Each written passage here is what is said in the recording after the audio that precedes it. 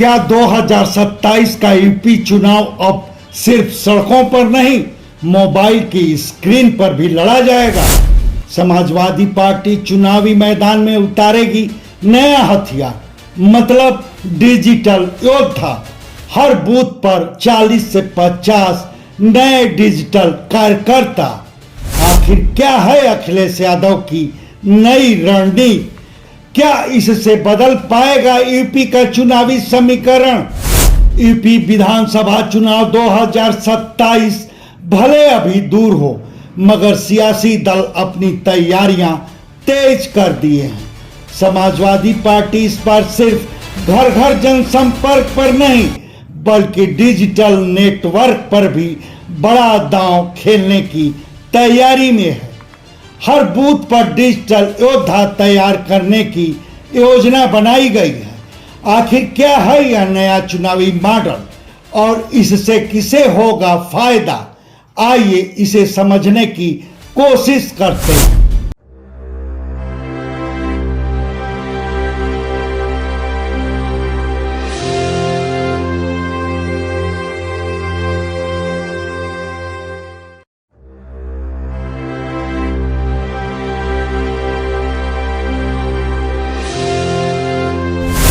Samajwadi party विधानसभा चुनाव को देखते हुए अपनी चुनावी रणनीति में बड़ा बदलाव की है।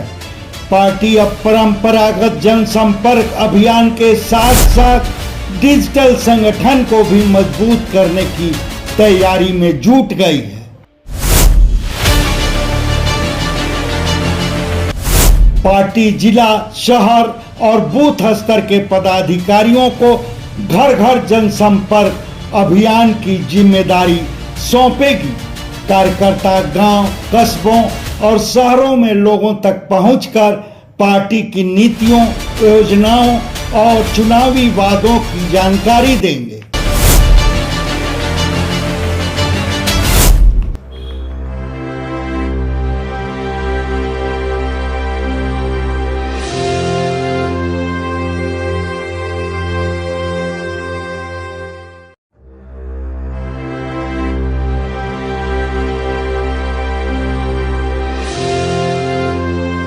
सबसे बड़ा बदलाव डिजिटल संगठन को लेकर होगा।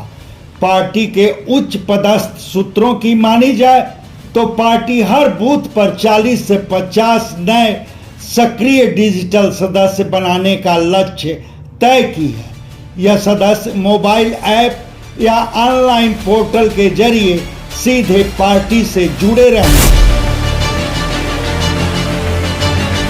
इन सभी डिजिटल कार्यकर्ताओं का डेटा पार्टी मुख्यालय तक पहुंचेगा।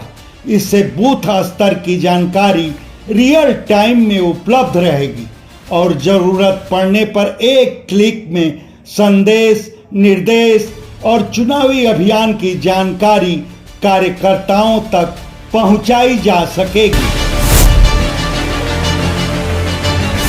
राजनीतिक जानकारों का मानना है कि अब चुनाव केवल सभाओं और रैलियों तक सीमित नहीं रह गए हैं।